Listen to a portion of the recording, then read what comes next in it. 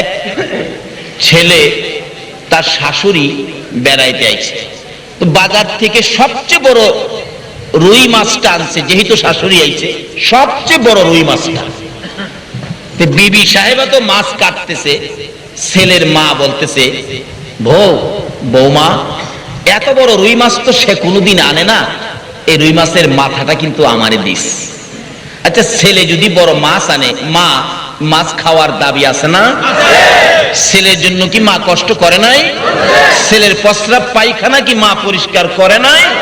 মা করছিল না শাশুড়ি করছে? আচ্ছা, এই যে বারবার বলতেছে বৌমা শুনছস, এই রৌ মাছের মাথাটা কিন্তু আমারে দিবি, এত বড় মাছ তো সেই জীবনে কোনোদিন আনে না। আচ্ছা, যে বউ বলুন নিজের মারে থুইয়া স্বামীর মারে মাথাটা দিতে কি তার মন চায়? সে তো তাকায় রয়েছে নিজের মারে দিব, অন স্বামীর মা চাইতেছে, অন চিন্তা করে গেছে কি করি কিন্তু কোনো কথা কয় না। আবার যখন বলছে বউ গো কইছিলাম যে খেয়াল রাখিস, কিন্তু এই কথাটাই ছেলে শুনছে, মা তো চলে গেছে। ছেলে জিগায় বারবার বিবির কাছে, বিবি আমার মা খালি কি কইছিল? কইছিলাম যে খেয়াল রাখিস, কি কইছিল? বিবি কয়, তোমার মা যেই কথা বলছে, তোমার মা এই কথা কারো কাছে বলা যাবে না, এমন জঘন্য এক কথা বলছে। আচ্ছা বলুন, মা কি আসলে জঘন্য কথা বলছিল? মা কি এর কথা বলছিল?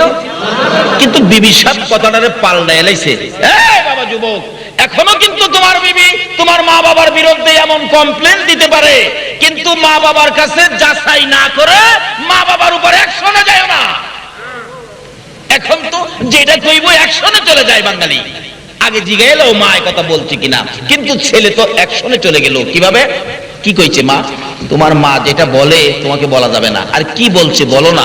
তোমার মা বলছে তোমার তো বাবা নাই, এই বুড়া বয়সে তোমার মাকে আরেক জায়গায় বিবাহ দিতা। নাউজুবিল্লাহ। আসলে কি মা এই কথা বলছিল? দেখলেন কথাটা বদলাইছে। এরকম বদলাইন না মানুষ আছে না বাংলাদেশে? আপনাদের চট্টগ্রামে নাও থাকতে পারে, আমাদের এলাকায় আছে। কত সংসার যে বুড়া মা বাবারে ফেলায়া ওই ছেলে বিবি নিয়ে আলাদা খায়, মা বাবার খবর নেয় না। কি হবে নবীকে ভালোবাসা দিয়ে? কি হবে মিলাদুন নবী করে? কি হবে গাউসে পাকের স্মরণ করে? যদি মা বাবারে কেউ কষ্ট দিয়ে থাকো, নবীর শাফায়াত নসিব হবে না। বিবির কথায় মা বাবা আলাদা, বহু ঘটনার বহু। ছেলে জিগাই, মা এ কথা বলছে? হ্যাঁ। কও কি? এই মারে তো রাখা যায় না, এই মা সংসারে থাকতে আমার ইজ্জত বাঁচবে না। টেনশন খুব, মার দিকে ফিরেই চানা। কইল কি মা? আচ্ছা মা কি আসলে কথা বলছিল? বিবির সাথে পরামর্শ করে কি করা, কেমনি কি করা। বিবি কই, চিন্তা করো না, রাত্রে যখন ঘুমাইবো ঘুমের ঘরে খাতা দিয়া বইলা একবারে নদীর ওই পার নিয়া বালুর চরে ফালাইয়া দিয়ামু, যেখানে কোনো মানুষ টানুষ নাই। 2-4 দিন থাইকা পুরা মানুষ এমনি মইরা যাইব, এমনি শেষে। ছেলে কো ঠিক বলছো, এই মা যদি সংসারে রাখি, আরো কারো কাছে কথা বলে ফেলে আমার ইজ্জত থাকবে না, আমার বংশের ইজ্জত নষ্ট হয়ে যাবে, মানুষ সমালোচনা করবে। ঠিক আছে, এটাই সিদ্ধান্ত। মাকে কি করবে? রাত্রে নদীর ওই পার বালুর চরে ফালাইয়া দিয়ে আসবে। রাত্রে ছেলের মা এবং মেয়ের মা দুজন বিআইন না? আপনারা কি কন? এদেরকে কি কন? বিআইন না? বিআইন তো, দুই বিআইন তো বিছানায় বসে বসে কথা বলতেছে। কি কথা, মজার মজার কথা। কথা বলতে বলতে রাত্র যখন বেশি হয়ে গেছে, মেয়ের মা ওই ছেলের মার বিছানার মধ্যেই শুইয়া ঘুমায় গেছে। ছেলের মা ভাবতেছে, বিআইন মুরব্বী মানুষ এখানে ঘুমাইছে, আমি যদি সাথে ঘুমাই হয়তো তার কষ্ট হইতে পারে। এই বিছানাটা তো খালি আছে, আমি না হয়ে রাত ঘুমাই। ঠিক আছে, কার জন্য গর্ত করতেছেন? এই গর্তের মধ্যে নিজেই পড়বেন। এটা কার বিচার? এই বিচার করুন না, আসেনি এখনো। সঠিক বিচার করার মালিক একজন আছে কিনা? সেই মালিকের নাম কি? আল্লাহ। সেই মালিকের নাম কি? আল্লাহ। সে আল্লাহকে খুশি করতে রাজি আছেন তো? সে আল্লাহকে খুশি করতে গেলে আগে খুশি করতে হবে কাকে? মুহাম্মাদুর রাসূল। এই নবী নবীকে খুশি করলেই আল্লাহ খুশি। তাই আজকে আমরা সে নবীকে খুশি করার জন্য এই মাহফিলে বসেছি। আল্লাহ তুমি কবুল করো, সকালে বলুন আমিন। এইবার ভাবতেছেন খাতা দিয়া বইলা নদীর ওই পার, কিন্তু ঘটনাক্রমে মায়ের বিছানায় শাশুড়ি, শাশুড়ির বিছানায় মা। এমন এক শীত, যেই শীতে লেপ ধরা যায় না, পাতলা খেতাও সারা যায় না। আসলে এমন একটা শীত করে না, ফাল্গুন মাসের দিকে দেখবেন লেপ গায়ে দিলে গরম করে, আবার একবারে কিছু গায়ে না দিলে শীত করে। পাতলা খাতাটা নাকে মুখে দিলে খুব আরাম লাগে। পাতলা খেতা নাকে মুখে দিয়ে খুব আরামে ঘুমাইতেছে। দুইজন রাত্র যখন এরকম 12টা পার হয়ে গেছে, দুইজন তো ঘুমায় না, কয় দেখো না, কয় নাক ডাকতেছে, খুব ঘুমাইছে। এমনি যে খেতাটা প্যাকেট করে লাগছে, প্যাকেট কইরা দুইজনে ধইরা নৌকার মধ্যে উঠাইয়া একবারে নদীর ওই পার এমন জায়গায় ফালাইছে যেখানে কোনো মানুষ যায় না। ফালাই দিয়ে আসতেছে আর খুশি, বিপদ মুক্ত করে লেছি, ইজ্জত বাঁচাইছি।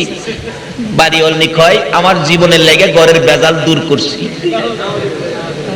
কিন্তু ছেলেটা যতই মা খারাপ হোক, মায়ের জন্য ছেলের কিছু না কিছু দরদ না হইয়া পারে না। ছেলে কয় কি করলাম, মা কি বলছিল জিগাইলাম না, মারে আইনা এইভাবে ফেলে দিয়ে গেলাম, মার বিছানাটা খালি হয়ে গেল, আজকে বিছানায় গিয়ে মারে দেখবো না। তার কলিজাটা মানতেছে না। ওই খালি বিছানাটা মায়ের বিছানার পাশে দাঁড়ায় দাঁড়ায় চোখের পানি ছাড়তেছে। মা গো মা, কি জানি বলছিলা তুমি, না জিগাইয়া তোমারে ফেলে দিলাম, তুমি না আমারে পেটে রাখছো। ছেলেটা কাঁদতেছে। হঠাৎ ওই বিছানার থেকে মার কানে ছেলের ডাকের আওয়াজটা পড়ছে। বলুন সন্তান মা কইয়া ডাকলে মার শান্তি লাগে কি না? মা তো ঘুম থেকে লাফাইয়া উঠছে, আমার ছেলে আমার এইভাবে মা মা কইয়া ডাকতেছে। ওইটাই তো ডাক। কি রে বাবা, কি কি হয়েছে তোমার, কেন আমার এইভাবে ডাকতেছো? ছেলে কয় কে? মা। হ্যাঁ তুমি? হ্যাঁ। তুমি ওই পারতে কেমনে আইলা? করে বাবা কোন পারতে? ওই পারতে। ওই পার কোন না? কই হেই পার। করে হেই পার কোন না? নদীর হেই পার। আমি তো এই বিছানায় ঘুমাইতেছি, আমার হেই পার নিলে কবে? তুমি কি এই বিছানায় ছিল না? কই না, এর মধ্যে তোর শাশুড়ি আছে। কারে ফেলাইবেন আর ব্যবস্থা কারে করছে? মা কি বলো? হ্যাঁ আমি এখানে ঘুমাইছিলাম। মা তাহলে আমি কি শাশুড়িরে ফেলাইছি? কি তুমি কি হইতেছো, পাগলের মতো কথা বলতেছো, কি ব্যাপার? মা তুমি যে বলছিলে আমার বিবির কাছে বউ গো, কইছিলাম যে খেয়াল রাখিস। কি কইছিলাম? মা বলতেছেন বাবারে তুমি যে বড় রৌ মাছটা আনছিলা, আমি বলছিলাম রৌ মাছের মাথাটা খাইতাম রে বাবা, কারণ এত বড় মাথা এত বড় মাছ তুমি কোনোদিন আনো নাই। বাবারে আমি তো বলছিলাম ওই রৌ মাছের মাথাটা খাওয়ার জন্য। মা তুমি কি রৌ মাছের মাথা খাইতে বলছো? হ্যাঁ। তাইলে আমারই কি বললো? কি বলছে? তুমি নাকি বলছো তোমাকে এই বয়সে একটা বিবাহ দেওয়ার জন্য বলছো। মা একটা চিৎকার মেরে চোখের পানি ছেড়ে দিলেন। মাহুত আমার এই বয়সে এমন এক কলঙ্কিনী কথা আমার ছেলের বউ কিভাবে আমার উপরে উঠাইয়া দিল। মাবুদ রে, এই বিচার আমি তোমার কাছে চাই।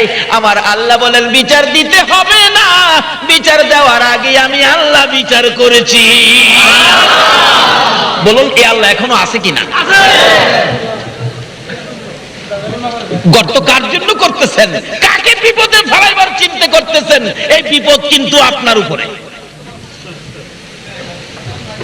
বাবা কি হয়েছে, আমাকে এই কলঙ্কিনী করলো? মা এই জন্য বিচার হয়ে গেছে। আল্লাহু আকবার বলো। বিচার হয়ে গেছে। আমি ভাবছিলাম বিবির কথাই তোমাকে নদীর ওই পার ফালাবো, এখন দেখি তুমি না, ওই তার মাকে নিয়ে ফালাইছি। মা তুমি আরামের বিছানায় থাকো, রৌ মাছের মাথা খাবি, আরো যা চাবি তুমি তাই পাবি। আল্লাহু আকবার। বিবি এমন একটা মিথ্যা কথা আমার মার উপরে তুলে দিয়েছো, যে মার গর্ভে 10 মাস 10 দিন থেকে যে মারে কষ্ট দিয়েছি, এই মার উপর এমন কথা তুমি উঠাইছো। তোমার মায়ের বিচার আমার আল্লাহ করেছে, আর তোমার বিচার আমি নিজে করব। আজ থেকে আমার সীমানার বাহিরে যাও, তোমার সাথে আর সম্পর্ক নাই, বিদায় যাও। বাবারে কার ক্ষতি করবেন? এই ক্ষতি আপনার উপর আসবে। এমন মার উপরে যদি এরকম কলঙ্কজনক কথা উঠায়, বলুন আল্লাহ কি এটা বরদাস্ত করবে? কোন মা? আল্লাহু আকবার। এক বেচারা স্বপ্নে দেখে মা কি কি জিনিস বুঝানোর জন্য বলছি, এই মার উপরে কলঙ্কজনক কথা বললেন না। এক বেচারা স্বপ্নে দেখে আল্লাহর আরশের খুঁটির নিচে চুমাইতেছে, আরশের খুঁটি। সকালবেলা ঘুম থেকে উঠে একজন মসজিদের ইমাম সাহেব আল্লাহর ওলির কাছে বলতেছেন, হুজুর আমি একটা স্বপ্নে দেখলাম, স্বপ্নের ব্যাখ্যাটা দেন তো, কি স্বপ্ন? আমি আল্লাহর আরশের খুঁটির মধ্যে চুমাইতেছি, কি স্বপ্ন দেখলাম? এবার আল্লাহর ওলি বলেন, তোমার মা আছে? আছে। বাবা আছে? আছে। তাড়াতাড়ি যাইয়া তোমার মা বাবার পায়ে চুমা দাও। ওই লোকটা বলে, হুজুর আপনি একটা কথা বললেন, আল্লাহর আরশের খুঁটি কই আর আমার মা বাবার পাও কই? কই কইলেন, কি কইলেন বুঝি না। আরশের খুঁটির চাইতে কি মা বাবার পাও বড়? আমি তো আরশের খুঁটি চুমাইছি। আল্লাহর ওলি বলেন, বাবারে একটা আরশের খুঁটির চাইতে তোমার মা বাবার কদমের মর্যাদা কোটি কোটি গুণ বেশি। এই মাকে কলঙ্ক, এই মাকে দুঃখ, এই মাকে ব্যথা দিয়ে বলুন সুখে শান্তিতে থাকা যাবে? বিচার করুন না, একজন আছে, বলুন এই মালিকটা কে? সে নবীর উম্মতের এত ভালোবাসেন আমার আল্লাহ। আসুন সে নবীর উম্মত ভালোবাসা পাইতে গেলে কি লাগবে? আল্লাহ বলছেন নবীর কথা মানতে হবে। নবীর কথা মানতে গেলে প্রথমত নামাজ মাওলার দিদারের জন্য, আসসালাতু মেরাজুল মুমিনিন। আসুন জান্নাতের ব্যবসা করবেন। এবার জান্নাত আজ করার পরে জান্নাত শুরু হলো ব্যবসা কি? মান ক্বালা লা ইলাহা ইল্লাল্লাহু ফাদাখালাল জান্নাহ। বন্ধুগো এই কালিমাটা যারা পড়বে তাদেরকেই তো আমি জান্নাতে ঢুকাবো।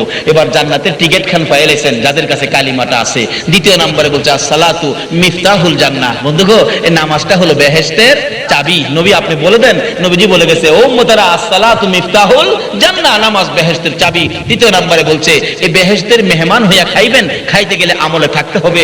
মান আহাব্বা সুন্নতি ফাকাদ আহাব্বানি ওয়া মান আহাব্বানি কানা মাই ফিল জান্নাহ। যারা নবীর সুন্নতকে মহব্বত করবে সে যেন রাসূলকে মহব্বত করলো, যে রাসূলকে মহব্বত করলো আমার রাসূলের সাথে এই জান্নাতে একই প্লেটের মধ্যে খানা খাইলো। জোরে কান সুবহানাল্লাহ। এবার শেষ দরখাস্ত, রাসূল বলছে উম্মতেরা রে, নামাজ রোজা হজ যাকাত মুফতি মুহাদ্দিস মক্কা মদিনার ইমাম সাহেব যদি হও, আরেকটা জায়গা বাকি রয়েছে, সেই জায়গাটা কোথায়?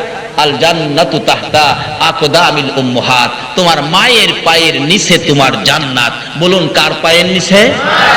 আরো জোরে বলুন। এই মায়ের খেদমত গাউসে পাক করছে কিনা?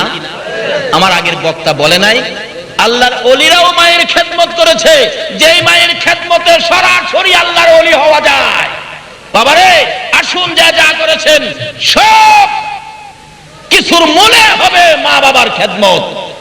মা বাবার খেদমত করুন, মা বাবাকে দুঃখ কষ্ট দিয়েন না। যদি কেউ দিয়ে থাকেন আজকের মাহফিল থেকে গিয়ে মায়ের ঘরের দরজায় যায় ডাক মারেন, মা মা গো হুজুর আমার যে মা নাই, আমি কি করব? মা তো কবরে চলে গেছে। কালকে ফজরের নামাজটা পড়ে দৌড়ে মায়ের কবরে চলে যান। মায়ের কবরের পাশে দাঁড়ায় দুইটা হাত বাড়ায় ডাক মারেন, রব্বির হামহুমা কামা রব্বায়ানি সগীরা। চোখের পানি ছেড়ে দেন। আল্লাহ কথা দিয়েছে বন্ধুগো, তোমার কোন উম্মত যদি মায়ের কবরের পাশে বাবার কবরের পাশে দুই চোখের পানি ছেড়ে দেয়, আমি আল্লাহ কথা দিলাম এই চোখের পানি নাকের আগা বরাবর আসার আগে আগে মা বাবার কবরকে আমি জান্নাতের বাগান বানিয়ে দিব। আমার উম্মতের কবরের আযাব বন্ধ করে দাও। জিবরিল এক হুজুর আপনি দোয়া করলেও আযাব বন্ধ হবে না। কই কি রাসূলের দোয়ায় আযাব বন্ধ হবে না? কেন বন্ধ হবে না হুজুর? বন্ধ হবে না কেন রে জিবরাইল? আমি তো আমার সাহাবীদেরকে নিয়ে দোয়া করতেছি।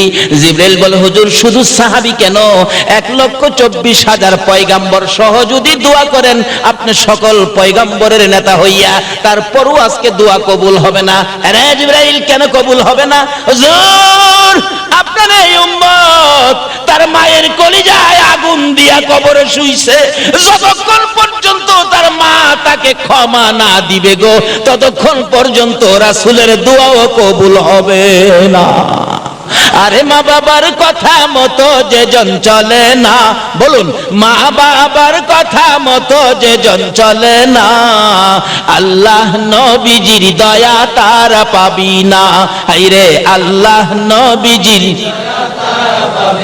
মা বাবাকে দুঃখ দিলে নামাজ রোজা যাইবি ফলে, মা বাবাকে দুঃখ দিলে নামাজ রোজা যাইবি ফলে, মার কলিজায় আঘাত দিলে খোদা সহে না, মার কলিজায় আঘাত দিলে খোদা সহে না, আল্লাহ নবীজির দয়া তারা পাবি না।